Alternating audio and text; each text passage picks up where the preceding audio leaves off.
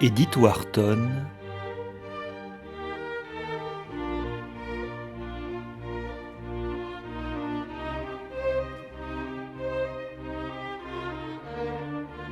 Fièvre romaine.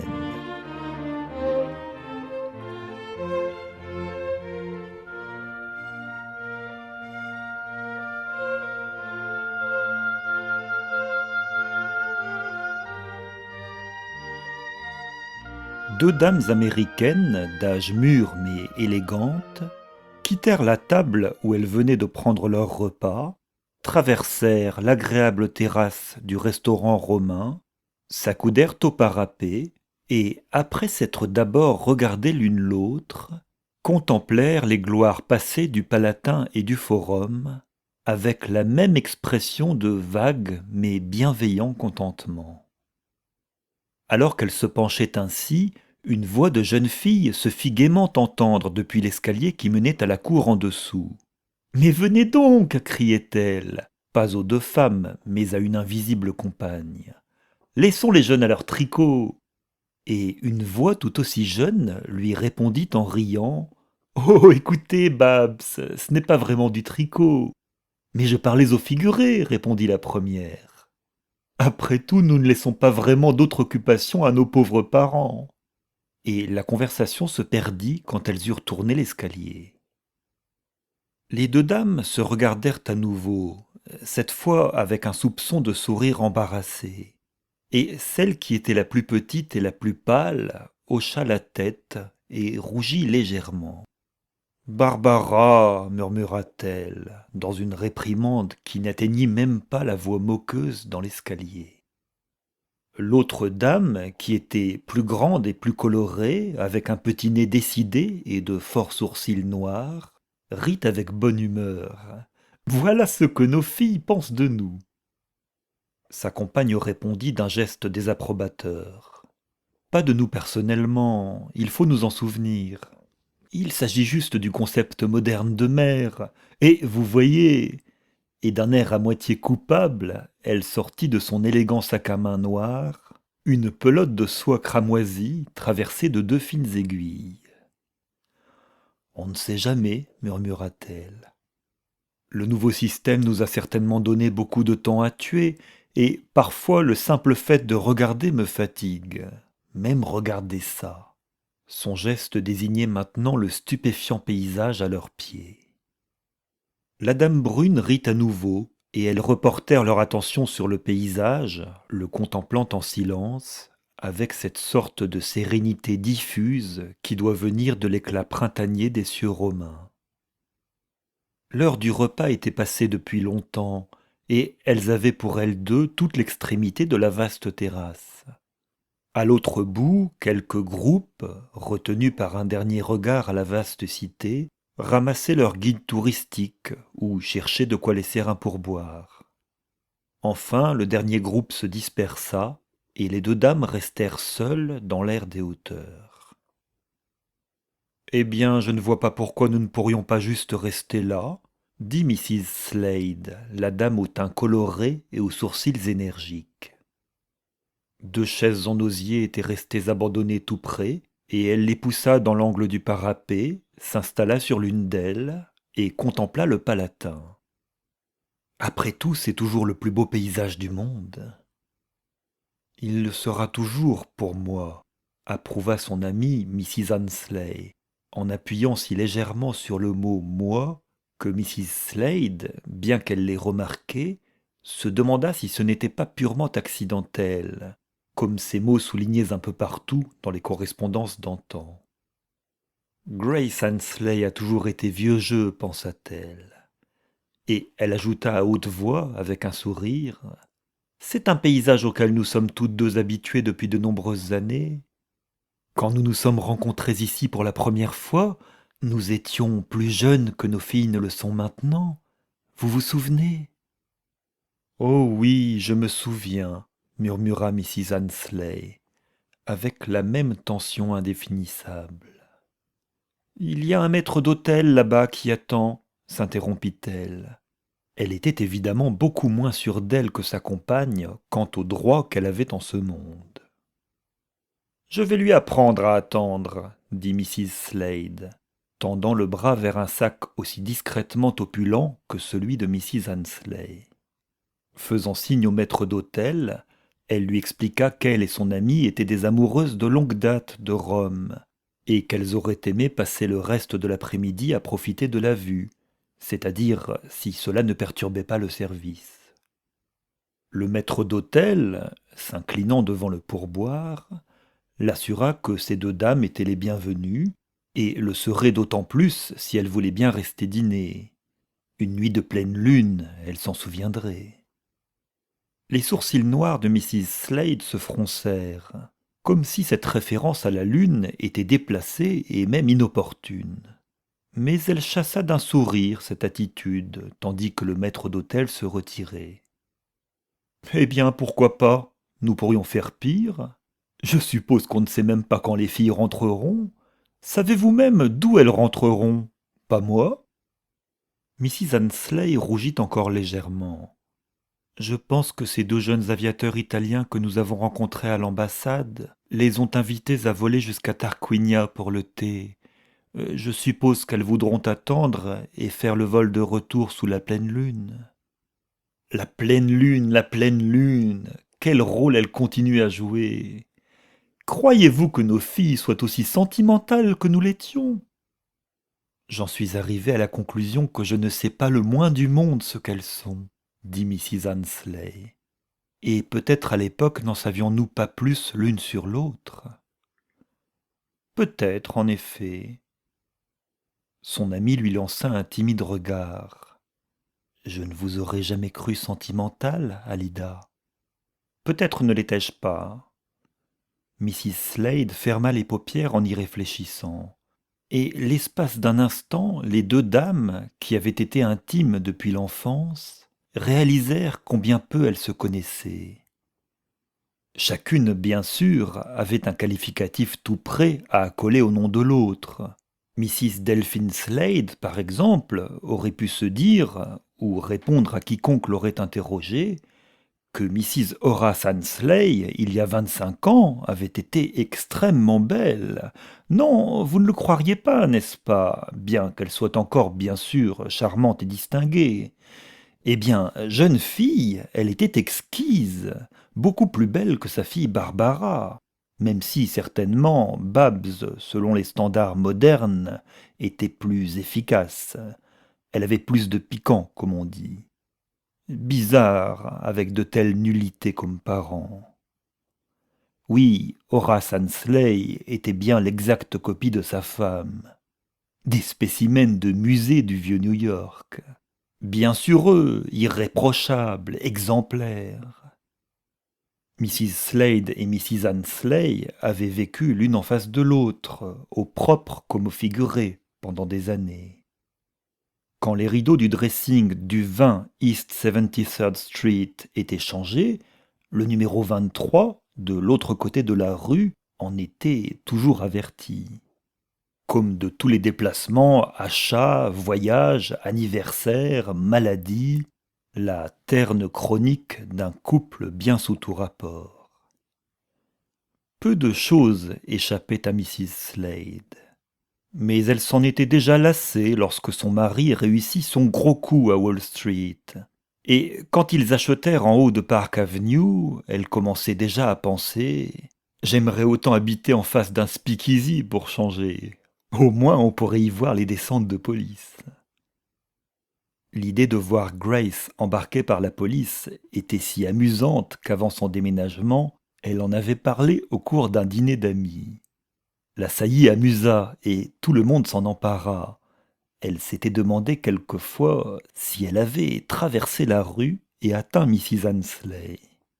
Elle espérait que non, mais ne s'en souciait guère. C'était au temps où la respectabilité commençait à moins compter, et cela ne faisait pas grand mal de se moquer un peu de gens aussi irréprochables. Quelques années plus tard, et à peu de mois d'intervalle, les deux dames avaient perdu leur mari. Il y eut l'échange de couronnes mortuaires et de condoléances appropriées, et un bref renouveau de leur intimité dans la pénombre de leur deuil commun. Et maintenant, après un autre intervalle, elles s'étaient retrouvées par hasard à Rome, dans le même hôtel, chacune devenue la modeste suivante de sa fille. La similarité de leur sort les avait à nouveau rapprochées, et leur permettait de plaisanter sur le fait que, si jadis il était épuisant de suivre les jeunes filles, il aurait été encore plus ennuyeux de nos jours de ne même pas essayer. Il était certain, pensait Mrs. Slade, qu'elle ressentait son propre désœuvrement avec plus d'intensité que ne le ressentirait jamais la pauvre Grace. Il y avait une grande différence entre être la femme de Delphine Slade et sa veuve. Elle avait toujours pensé, avec une certaine fierté conjugale, qu'elle était l'égale de son mari quant à ses qualités sociales, et qu'elle contribuait pleinement à la réalisation du couple exceptionnel qu'ils formaient. Mais la différence après sa mort fut irrémédiable.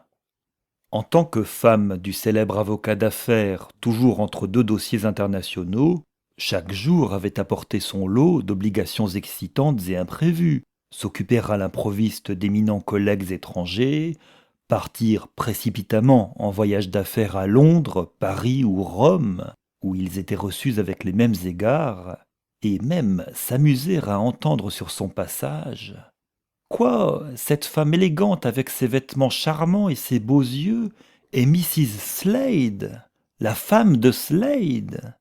Vraiment, les femmes des célébrités sont pourtant souvent si quelconques. Oui, être la veuve de Slade était bien fade après cela. Se hisser à la hauteur de son mari avait mobilisé toutes ses facultés. Maintenant, elle n'avait plus qu'à se soucier de sa fille, car le fils qui semblait avoir hérité des talents de son père était mort subitement pendant l'enfance. Elle avait réussi à traverser cette horreur parce que son mari était là, qu'il avait besoin de son aide, aussi bien qu'il lui apportait la sienne. Maintenant, après la mort du père, la pensée de ce fils lui était devenue insupportable. Il n'y avait plus qu'à être la mère de sa fille, et cette chère Jenny était une fille si parfaite qu'elle avait à peine besoin d'une mère. Avec Babs Ansley, je ne crois pas que je serais aussi tranquille, pensait parfois Mrs. Slade, à demi envieuse. Mais Jenny, qui était plus jeune que sa brillante amie, avait cette rare particularité de rendre d'une certaine façon sa beauté et sa jeunesse aussi inutiles que si elle en était dépourvue. C'était très déconcertant et, pour Mrs. Slade, un peu ennuyeux. Elle espérait que Jenny tomberait amoureuse, même de l'homme qu'il ne fallait pas, et qu'elle devrait la surveiller, contrer ses manigances, venir à son secours. Et au lieu de cela, c'était Jenny qui prenait soin de sa mère, la protégeait des courants d'air, s'assurait qu'elle avait bien pris son fortifiant. Mrs. Ansley était moins précise que son amie, et l'image qu'elle se faisait de Mrs. Slade était plus diffuse, faite de touches plus subtiles. Alida Slade est extrêmement brillante, mais moins brillante qu'elle ne se l'imagine. Voilà ce qui aurait le mieux résumé sa pensée. Encore qu'elle aurait ajouté, pour mieux éclairer son interlocuteur, que Mrs. Slade avait été une jeune fille vraiment ravissante, bien plus que sa fille, qui était jolie bien sûr et plutôt futée, mais n'avait pas hérité de sa mère comment dire, son éclat, comme l'avait dit quelqu'un à l'époque. Mrs. Ansley aimait à employer de tels mots et à les mettre entre guillemets, comme si cela était d'une audace inouïe. Non, Jenny n'était pas comme sa mère. Parfois, Mrs. Ansley avait l'impression qu'Alida Slade était déçue. Finalement, elle avait eu une vie plutôt triste, pleine d'échecs et d'erreurs. Mrs. Ansley en avait toujours été bien désolée pour elle.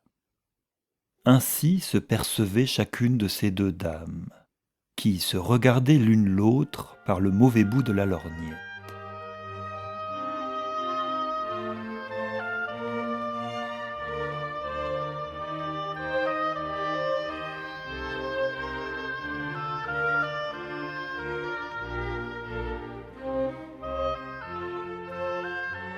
Longtemps, elles restèrent assises l'une à côté de l'autre sans parler.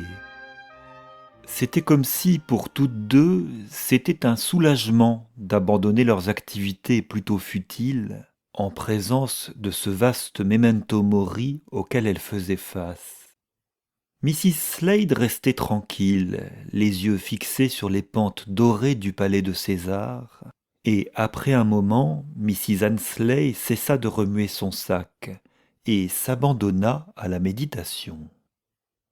Comme beaucoup d'amies intimes, les deux dames n'avaient encore jamais eu l'occasion de rester ensemble silencieuses, et Mrs. Annesley était un peu embarrassée par ce qui ressemblait, après tant d'années, à une nouvelle étape dans leur intimité, une étape dont elle ne savait pas encore bien comment elle devait l'appréhender.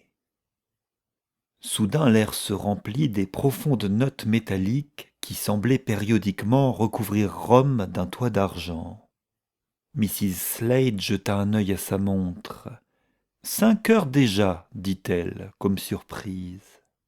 Mrs. Annesley hasarda. Il y a un bridge à l'ambassade à 5 heures. Pendant longtemps, Mrs. Slade ne répondit pas. Elle semblait s'être abîmée dans la contemplation, et Mrs. Annesley pensa que la remarque lui avait échappé. Mais après un moment, elle dit, comme s'éveillant d'un rêve, « Un bridge, vous disiez.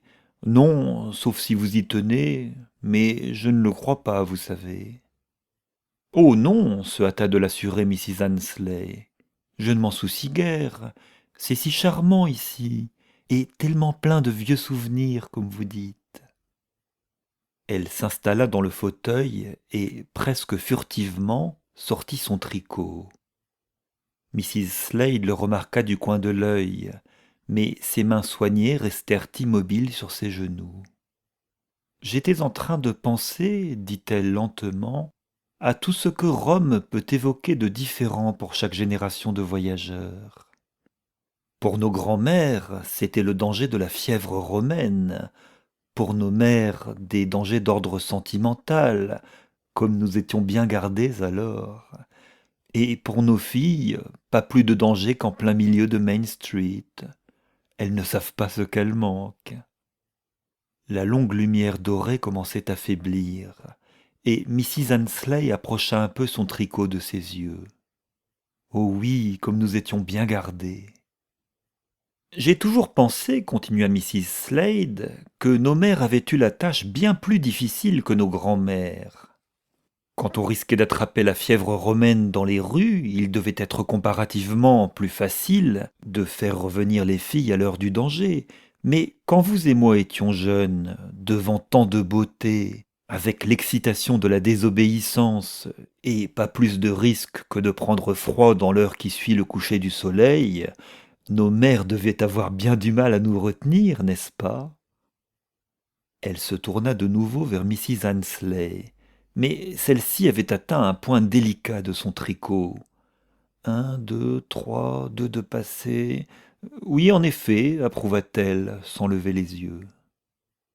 Les yeux de Mrs. Slade restèrent fixés sur le tricot avec une profonde attention. Elle peut tricoter en face de tout cela. Comment peut-elle? Mrs. Slade se pencha en arrière, rêveuse, son regard parcourant les ruines qui lui faisaient face, la grande combe verte du forum, la façade de l'église au-delà, éclairée par les derniers rayons du soleil, et l'immensité lointaine du Colisée. Soudain elle pensa « C'est bien joli de dire que nos filles en ont fini avec les sentiments et le clair de lune. Mais si Babs Annesley n'est pas sortie pour mettre la main sur ce jeune aviateur, celui qui est un Marchese, alors c'est que je ne sais rien de rien. Et Jenny, elle, n'a pas une chance. Je le sais bien aussi. Je me demande même si ce n'est pas la raison pour laquelle Grace Ainsley aime tellement les voir sortir ensemble. Ma pauvre Jenny est un faire-valoir. Mrs. Slade fit entendre un rire à peine audible, et Mrs. Ainsley en reposa son tricot. Eh bien ? Oh, rien. Je pensais seulement à quel point tout réussit à votre Barbara. Ce garçon Campolieri est un des meilleurs partis de Rome. Ne prenez pas cet air innocent, ma chère. Vous savez que c'est le cas. Et je me demandais, avec tout le respect que je vous dois, vous comprenez, je me demandais comment deux personnes aussi exemplaires qu'Horace et vous avaient pu engendrer quelqu'un d'aussi dynamique. Mrs. Slade rit à nouveau, avec une nuance de rudesse. Les mains de Mrs. Ainsley restaient inertes entre ses aiguilles à tricoter. Elle regardait tout droit ces témoignages de passions et de splendeur accumulés à ses pieds. Mais son petit profil restait presque dénué d'expression. Elle finit par dire « Je crains que vous ne surestimiez Babs, ma chère. » Mrs. Slade se sentit plus à l'aise. « Non, je l'apprécie, et il se peut même que je vous envie. Oh, ma fille est parfaite. Si j'étais une invalide chronique, eh bien, je crois que je préférerais être entre les mains de Jenny. Il doit y avoir des fois... Mais non, j'ai toujours voulu une fille brillante, et je n'ai jamais bien compris pourquoi j'avais un ange à la place. » Mrs. Ainsley fit écho à son rire par un léger murmure. « Babs est un ange aussi. » Bien sûr, mais avec des ailes couleur d'arc-en-ciel. Bon, elles sont en mer avec ces jeunes gens, et nous sommes assis ici. Voilà qui rappelle le passé avec un peu trop de précision. Mrs. Ainsley avait repris son tricot. On aurait presque pu penser, pour quelqu'un qui la connaîtrait moins, pensa Mrs. Slade, que pour elle également, de trop nombreux souvenirs remontaient des ombres croissantes de ces nobles ruines. Mais non, elle était simplement absorbée dans son travail. De quoi pouvait-elle bien avoir à se soucier ? Elle savait que Babs, quand elle reviendrait, serait presque certainement fiancée au très convoité Campolieri. Et elle vendra la maison de New York pour s'installer près d'eux à Rome, mais sans jamais les envahir. Elle a beaucoup trop de tact pour cela. Mais elle aura un excellent cuisinier, et juste les gens qu'il faut pour le bridge et pour les cocktails. Et une vieillesse parfaite et paisible parmi ses petits-enfants. Mrs. Slade éprouva un brusque dégoût de soi qui mit fin à ses rêveries prophétiques. Il n'y avait personne dont elle avait moins le droit de penser du mal que Grace Ainsley. Ne pourrait-elle jamais cesser de l'envier ? Peut-être avait-elle commencé trop longtemps auparavant. Elle se leva et s'accouda au parapet, emplissant ses yeux troublés de la tranquillité magique de l'instant. Mais au lieu de la tranquilliser, la vue sembla augmenter son exaspération. Elle tourna son regard vers le Colisée. Déjà son flanc doré s'enfonçait dans une ombre pourpre, et au-dessus, le ciel s'étendait dans une clarté de cristal, sans lumière ni couleur. C'était le moment où l'après-midi et le soir se rejoignaient au milieu des cieux. Mrs. Slade se retourna et posa la main sur le bras de son amie. Le geste était si brusque que Mrs. Ainsley leva les yeux, surprise. « Le soleil se couche. N'avez-vous pas peur, ma chère ?» « Peur ? De la fièvre romaine ou de la pneumonie. Je me souviens combien vous aviez été malade cet hiver-là. Jeune fille, vous aviez une gorge bien délicate, n'est-ce pas ? Oh, nous sommes très bien ici. En bas, sur le forum, un froid mortel survient d'un seul coup, c'est vrai, mais pas ici.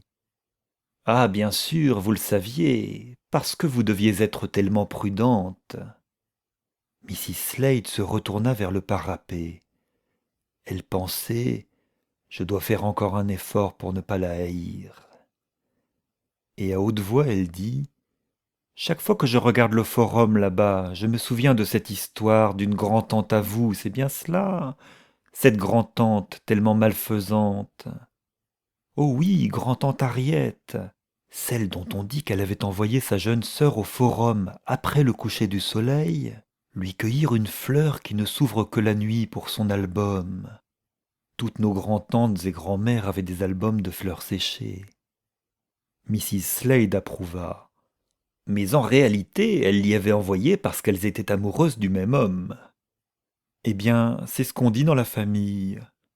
On dit que tante Harriet l'a avoué des années plus tard. Il est vrai que la pauvre petite sœur attrapa la fièvre et mourut. Mère utilisait cette histoire pour nous effrayer quand nous étions enfants. Et vous aussi, vous m'avez effrayé avec elle quand vous et moi étions jeunes filles. Cet hiver où je me suis fiancé avec Delphine. Mrs. Annesley rit faiblement. Oh, vraiment, je vous ai réellement effrayé? Je ne vous crois pas facile à effrayer. Pas souvent, c'est vrai, mais cette fois-là je l'étais. J'étais facile à effrayer parce que j'étais tellement heureuse. Je me demande si vous savez ce que cela veut dire. Je...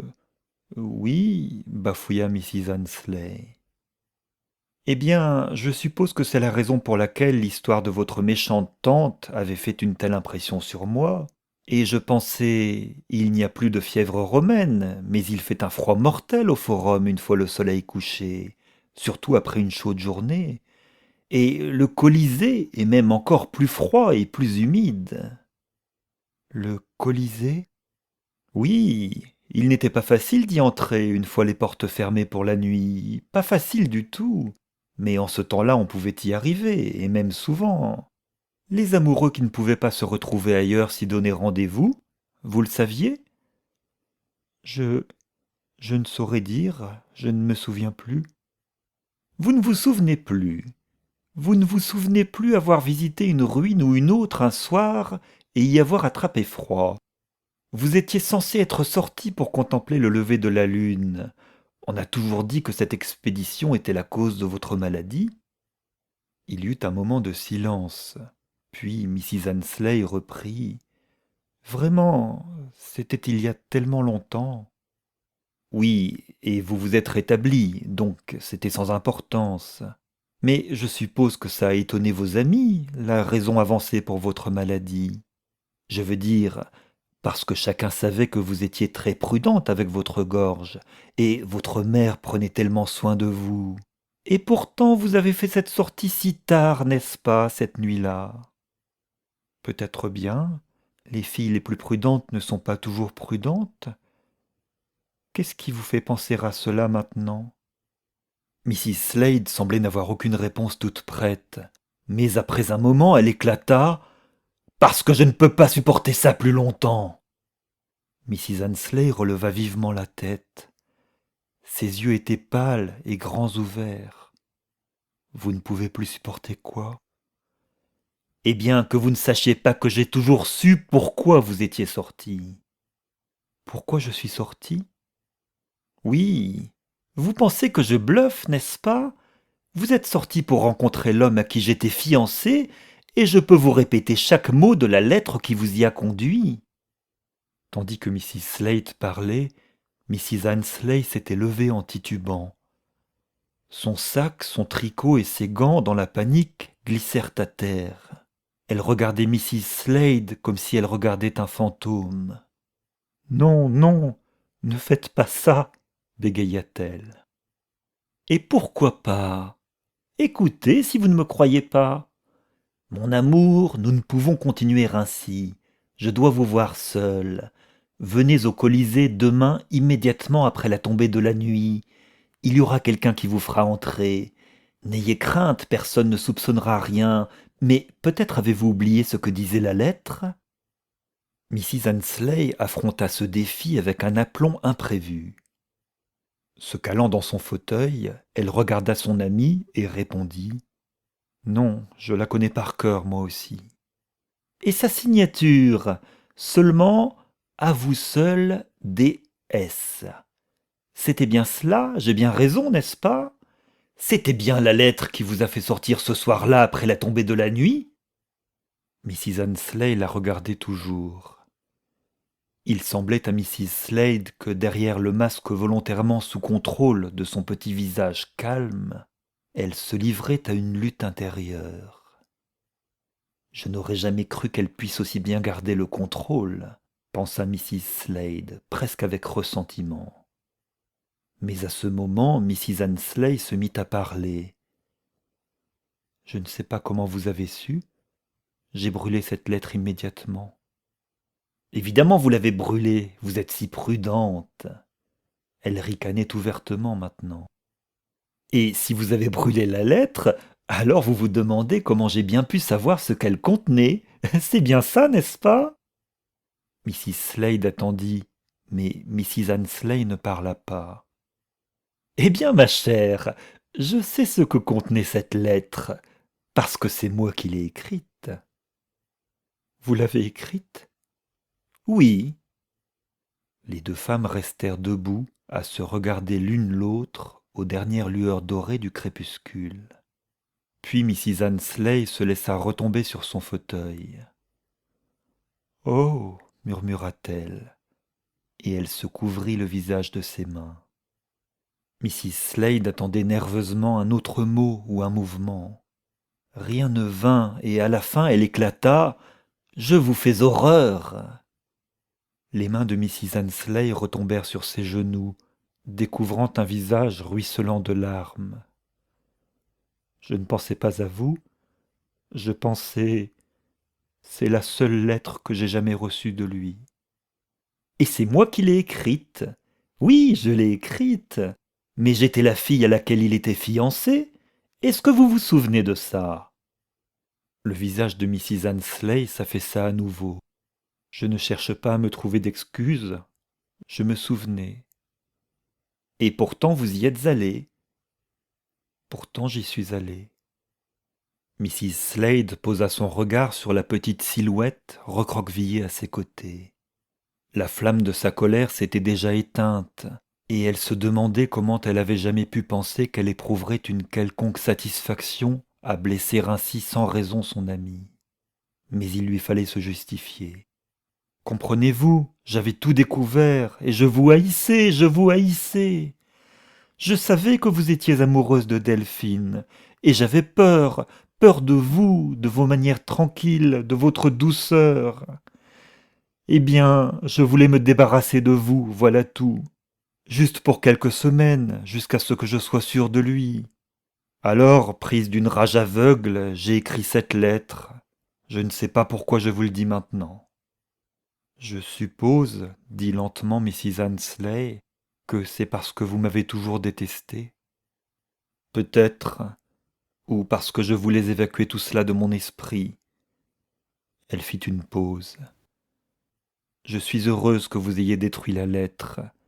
Évidemment, je n'ai jamais pensé que vous auriez pu en mourir. » Mrs. Annesley restait profondément silencieuse, et Mrs. Slade, penchée au-dessus d'elle, avait conscience d'un étrange sentiment d'isolement, comme si elle s'était coupée du chaud courant de la compassion humaine. « Vous pensez que je suis un monstre ? » ?»« Je ne sais pas.